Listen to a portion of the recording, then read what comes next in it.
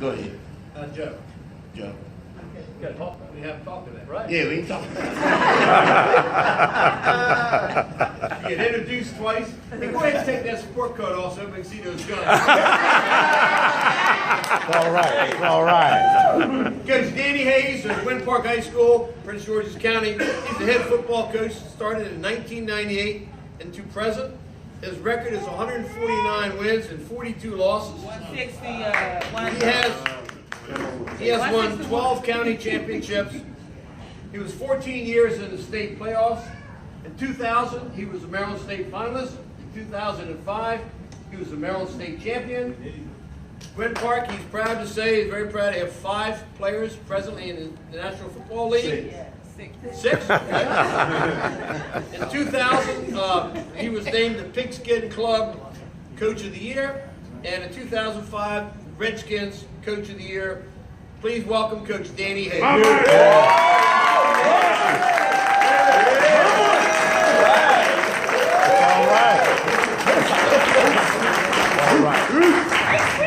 First of all, I'd like to thank Doug Duvall, Joe Russo, and Bob Malloy. Especially thank you, Doug Duvall. When I started coaching, Doug Duvall greases his goalposts.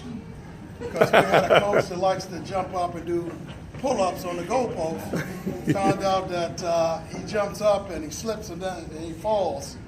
And Doug Duvall and them over there laughing and things of that nature. But I learned a lot from that, man. I learned a lot from that, man. I love you to death, man.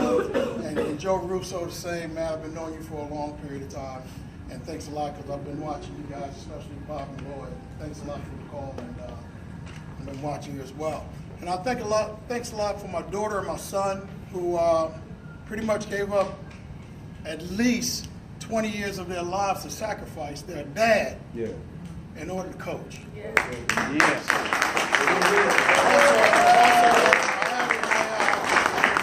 My grandson, who's almost 1, June 15th, he'll be 1. That's all right. Also, I have the athletic director who took a chance on me, Mr. Canode, if you can stand. Took a chance to get 1 year ago.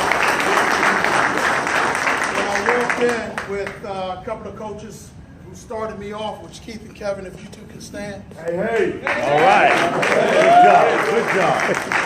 He started me off 20 years ago. I've never coached this game in my life. I played it all my life, but I never coached. But he took a chance on me. And 3 years later, we was in the state championship because of the hard work and dedications of my coaches. It's not about Coach Hayes. It's about my coaching staff. It's never about me. It's about my players. And I'll get to that in a minute. Also, I'd like to thank my second dad that's right here who coached me in college. If Coach Mule can stand up.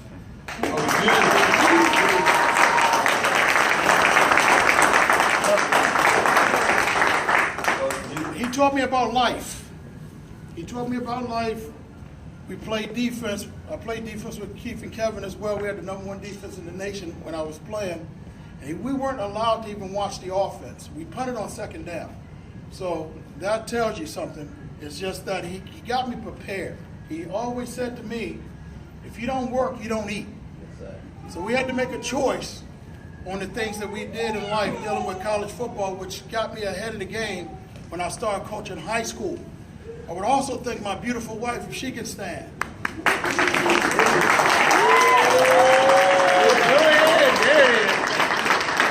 also taking the bumps and bruises, and after a game, she will always pat me on the back and say, baby, it's going to be okay. It's going to be okay. But I also love to thank my mother for really chewing me out after a game that we lost. If you can stand, Mom.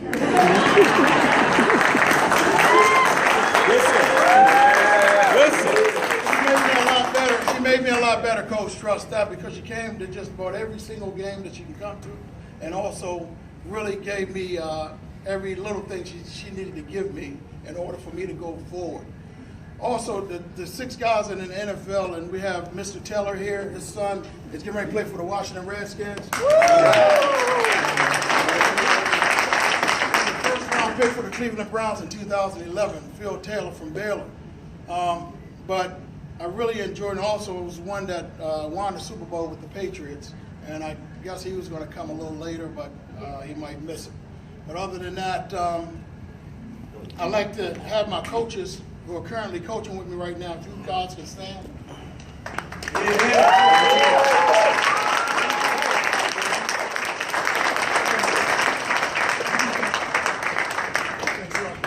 Like I said, it's not about Coach Hayes. It's about my coaching staff. It's being a head coach, you got to be a great listener.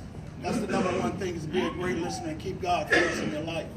That's the number one thing that I can always teach. But it was a 18-year-old kid who taught me a lesson in 2005 when we won the state championship. His dad passed away in June, and I was going to cancel weight training. His name was Will Little. I was going to cancel weight training in 2005. I walked in, and I got about 70 kids sitting in the weight room, and he's the one that had to make the call to pull the plug on his father. As I looked down, I seen him, and I lost it. Sitting in the weight room when his father had just passed, never missing a practice throughout that whole year. When I looked at him, I turned around and I walked out. The team followed behind me into a classroom. As I said to them, I said, well, Little, it's up to you whether we live today or whether we go home. He said, Coach Hayes, this is what my father would want. And this is after his father talked to me that summer, and we were going to Penn State for a combine, and he said to me, he had 2 heart attacks. He said to me, Coach Hayes, this might be the last time I see my son compete, but I want you to take care of him. I said, you got my promise on that.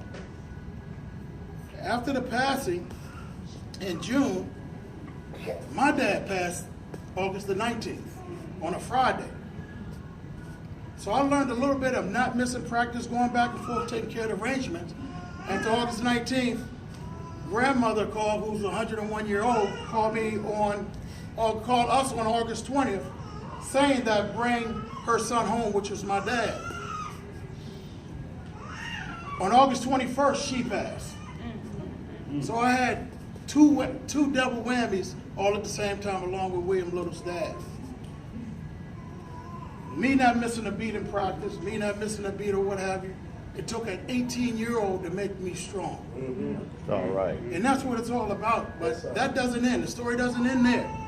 The story goes on to when I sit there and I told them, guys, let me tell you something, because it's a feeling that you have. Yeah. I'm going to get you to Raven Stadium, but it's up to you to finish it. Yeah. That's right. As we went on, we got to Raven Stadium. We were playing Westminster in double overtime. 4th down, ball's on the 3-yard line. We had a great kicker, could have kicked the ball in and won the game. Called the timeout, they come over, and I said, guys, we're going to go ahead and kick this field goal, we're going to go home with the win, and let's do it. But it took Phil Taylor to look at me and say, no, Coach, we ain't going out like that. William Little, with tears coming down his eyes, said, my father's calling me. Coach, give me the ball. Give me the ball, baby. So, and being a good listener as a coach, I looked around, I looked at the crowd. The crowd didn't agree with what I was doing, but it was about family right there. Yeah. It was about family, connecting family, and making sure things go right. Yeah. Regardless of what happened on that play, I made them a promise, and I kept it. Yeah. And I looked at Big Phil, and Phil said, run it over top of me, Coach. Yeah. Run it over top of me. That's what the play was called. Leslie Shepard made the play call. Play went over top of Phil Taylor with William Little carrying the ball. He got hit in the backfield at the 3, carried the guy into the end zone, touchdown, game was over. Yeah.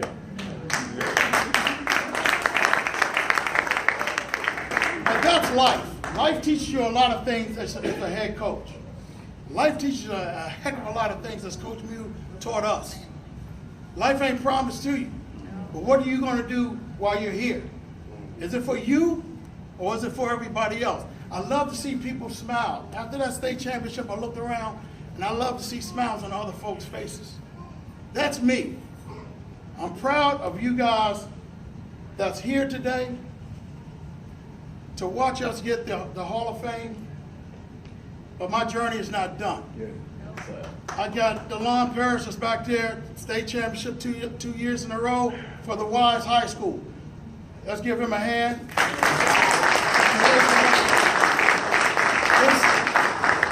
And also Pierre from Northwestern, who came as well. DeLon is here on his anniversary. So I don't know what's going to happen to you. But he gave me a promise that he was going to be here today, and he's here. And he's definitely here. But other than that, and my best friend, Avery Ellis, who's Gwent Park all the way, if you can stand. I've been with him through high school, and there's a couple of things that I don't really want to talk about that we've been through together. But other than that, I don't think I have anything else to say, but my friends and family, Marty Blunt, David, and Mike, and my two brothers, Tony and Rudy, if you two could stand.